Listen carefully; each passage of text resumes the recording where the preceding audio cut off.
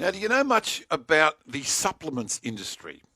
I'm always amazed that we find them popping up, some in the mall and in Kira Street and in Port Kembla. I never would have thought that there would be so many people wanting to take supplements to be bodybuilders. Well, of course, in my reading over the last 24 hours, it's well beyond that. It's for legitimate athletes, as we've seen. It's also for people wanting to lose weight in many cases. The supplements industry is up in arms at the moment with potential changes to the business, with the Therapeutic Goods Administration, quote, seeking comments from interested parties on a proposed approach to resolve some of the uncertainty around the regulatory status of sports supplements to ensure they're regulated appropriately to safeguard public health and safety. What that means in plain language is that looking at reclassifying some of these supplements, proteins and amino acids, etc., as medicines, and therefore it would take a lot longer to get them approved before they're sold to the Australian public. Stu Shannon runs Universal Supplements in Port Kembla, and he's on the line now here at ABC Illawarra. G'day, Stu. How are you going? G'day, how are you? I'm good, thanks. What might this do to your business if this goes ahead? Okay, so I think essentially there's a lot of confusion out there about what this proposal is and what it actually means. Now, unfortunately, there's been two documents released, but the document that we're interested in is actually what's going to be presented to Parliament. Okay, and this is really where the scary stuff is. So, essentially, what you're saying is 100% true. Products that were formerly classified as supplementary sports foods or health foods will now be classified as medicine. And what that means for me and my store is there's not a product on my shelf at the moment that will remain on the shelves if this passes. So there's $50,000 worth of stock that will instantly be removed from my shelves, and I'll have no product to sell. We don't have the products out there at the moment to put on the shelves. We don't have any products, or there's very few products that currently are therapeutic goods in this sector. We saw essentially it would put me out of business. Yeah, fair enough. We saw with the example of Shayna Jack, the swimmer, who is currently fighting a drugs charge, that following that, essentially athletes were warned to assume that supplements were tainted with performance enhancers. We've seen that happen. I was talking to a pharmacist not that long ago, showing that many of the supplements coming through are alleged to be naturally derived, but actually have chemicals in them which are not on the packet. How can you be confident in the purity of your products? Okay, so the thing is, right now we currently have some of the strictest legislation in the world over sports supplements. It's everything that you've mentioned is already illegal. There are some people breaking the law, okay, and that's not good enough. Okay, we totally agree with that. And as someone who's involved in the sports supplement industry, I'm all for making a safer, environment for the customers. I love the TGA. I love that we've got the strictest regulations in the world. I love that I can have confidence in my products and show that we're using high-grade ingredients, and we have to show where they're sourced from, and we cannot make therapeutic claims unless they're backed and unless the product is registered. I think the process is fantastic. Yes, there are some people breaking the law, but I think that by now just registering more products as medicine, it doesn't stop those lawbreakers. It doesn't address the issue. Yes, there are some people breaking the law. They need to be punished and they need to be brought to justice. Those products need to be removed from the shelves.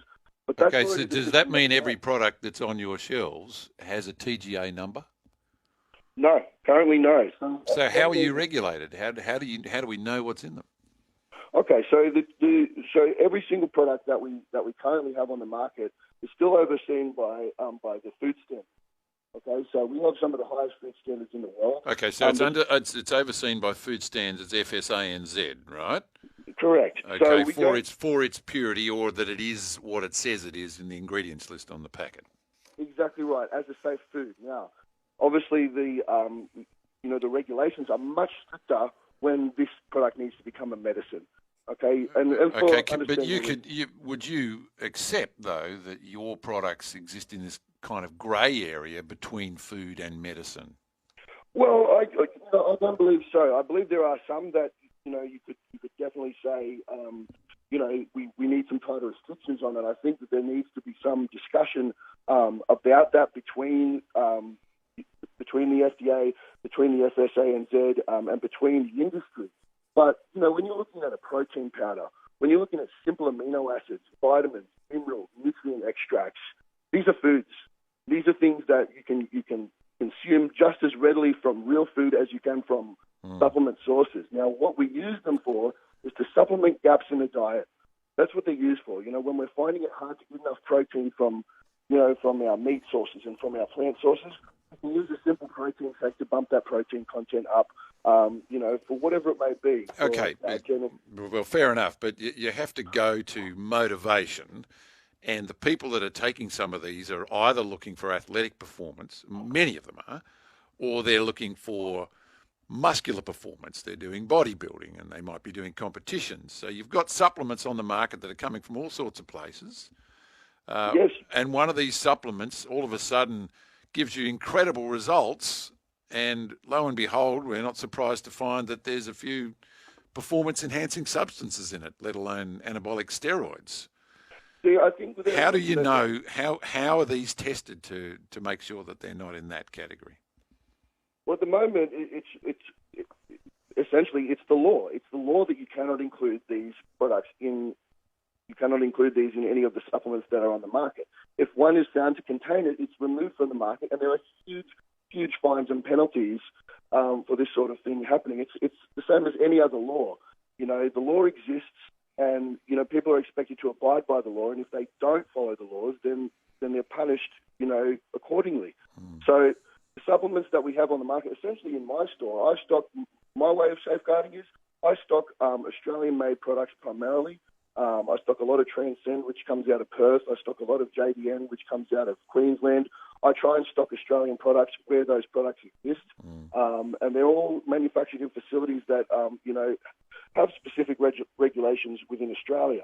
So, there are ways to safeguard this, and there are definitely better ways to safeguard it than classifying everything as a medicine. Okay, what is a better way? Okay, well, what is that better way? Well, for example, a better way of doing this would be to say, all right, well, let's tighten up the regulation about what can be released onto the market. So before you can release a product on the market, let's show where your ingredients were sourced from. Let's do some batch testing, and then let's have that product approved as a food product on the market, so it still can be purchased in the same way. Who does the batch testing? Is that food standards? That's going to have to be paid for, and it'd be more expensive, wouldn't it? Well, the product would become more expensive, but far less expensive than the product becoming a medicine. Right. Once a product becomes a medicine, it now has to be manufactured in a special facility. The labeling laws all change. There's all sorts of different things that need to happen for a product to be registered as a medicine, despite the fact that you now have to pay a huge amount of money to register this product with the TGA as a medicine. You're going to see enormous jumps in prices of products if this was happening, and not to mention the process of registering a product as a medicine. This process already exists. If you have a therapeutic good or you're making therapeutic claims, you already need to register it. That's already the law. Now, this process takes a long period of time. I've been in this industry for more than 10 years, so I've seen this done many times with different products. That process can take anywhere from 6 to 12 months. Now, you take 70,000 products off the shelves and now say they need to be regulated, they need to be classed as medicines, and you try and get those products registered. What's the time frame? How can a small government agency like the TGA possibly expect for an industry to survive with no products on the shelf? No. Stu, I've got to get to the news, but thanks for talking to me today. No problems. Thanks for it. Stu Shannon is from Universal Supplements in Port Kembla. We have approached the TGA for comment and are yet to hear a response, but they are working on one. Now, you're Nick Reinberger. This is ABC Illawarra. Earlier on this morning, you heard a little bit about the TGA looking to reclassify anything that has a benefit to health as a medicine. Now, essentially, this is going to devastate the supplement industry and the retailers that sell these kinds of products. You might have seen them. You might think of them as merely adjuncts to weight gain or weight loss, or even to bodybuilding and that sort of thing. The industry is absolutely shocked at the length of the consultation and the potential impact on their businesses. You heard from Stu Shannon from Universal Supplements in Port Kembla earlier. I've got adjunct Professor John Skerritt, Deputy Secretary of the Health Products Regulation Group, which oversees the TGA now. Good morning. How are you going? Oh, yes, good morning. Now, what can you say in response about the very short lead times you've given the industry to make comments? Well, first of all, there aren't short lead times. This is a consultation that's been open since October. It's been open for more than a month. Doesn't close until early December.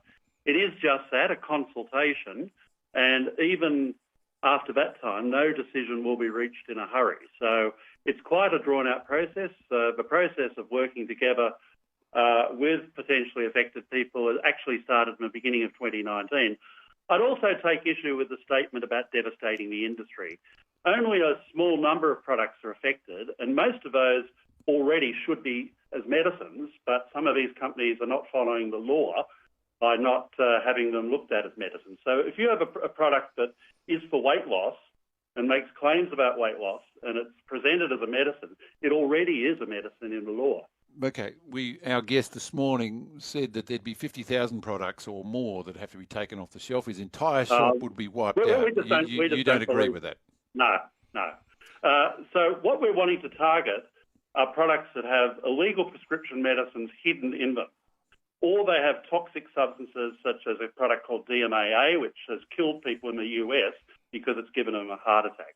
Okay, I know that has been the evidence. Is there any evidence that legal supplements have been tainted? If you're selling something legally, that it's been tainted. There's evidence for supplements that have been sold in Australia as having been tainted. The issue is sold by a legitimate retailer believing that it's legal and it's been tainted. Yes. And not just sold, on the black market or ordered from overseas. Oh no, there's ones. So the issue really is that this area has exploded. There are some, but the overwhelming majority of these products, if they're there to bulk up muscle or to help with training, are not affected. They're foods and they will stay as foods. It's those that are really being promoted as medicines, for example, affecting your heart or whatever, or contain these undeclared ingredients that actually are already medicines, but it's a grey area, and so. Well, if it's an undeclared ingredient, doesn't that automatically make it illegal, even through food standards? No, it's actually quite complicated. It ends up being assessed as illegal, but it doesn't automatically make it a medicine, and we often take many months in trying to resolve this. And meanwhile, the product of concern remains on the market and is of concern to health. So what this is trying to do is to clarify it so that decisions will be able to be made much, much faster. What turns something from a food extract into a medicine?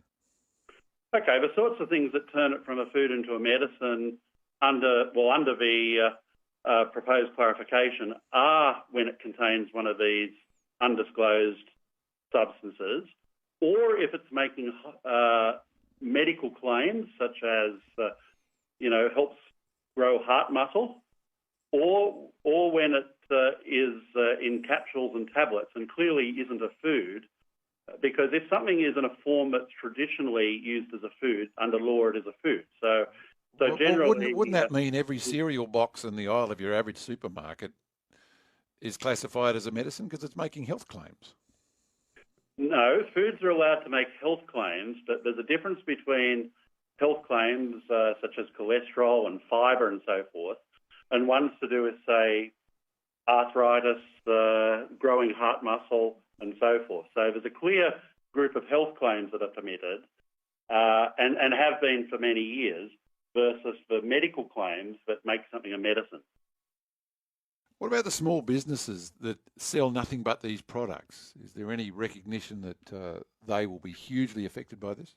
Well, we dispute that they'll be hugely affected, but by law, we're required, as is good regulation anyway, to do a independent regulation impact assessment. So an independent organisation will do an impact assessment on businesses and the impact of any regulatory change or regulatory proposal. That's a requirement by law. That piece of work takes place over coming months because, as I emphasised to you, no decisions have been made whatsoever. Okay. So you disagree that there'll be 70,000 products affected or taken off the shelves. Yes. What about in average supermarkets? Is this going to be cleared from entire aisles of Oh, no. Woolworths, for instance? There will be a few products that have had undeclared or substance of concern in them, or might be making claims that are more suitable for medicine. But I also would dispute the fact that these are cleared from the aisles. Supermarkets are allowed to sell medicines. What it will mean, so if I'm a company that's making a whole lot of things in pills, there's nothing dangerous, but they're making medical claims, they simply have to apply to have them listed as a medicine. Okay, And just and finally. listing is an automatic process. Just finally, is there a danger that once this happens, then people will simply source it from overseas and they'll be that much more dangerous? There is a danger of that, and but there are some. This change will also help with the policing of that. So we work together with Border Force on intercepting significant numbers of imports. I think we destroyed over 1 million tablets last year jointly with Border Force. And when the situation is clearer in law as to whether something is a food or a medicine, it will actually make it easier to intercept those products from overseas. Because, again, at the moment, there's this legal lack of clarity. All right. Professor John Skerritt, good to talk to you today. Thanks very much. Thanks very much.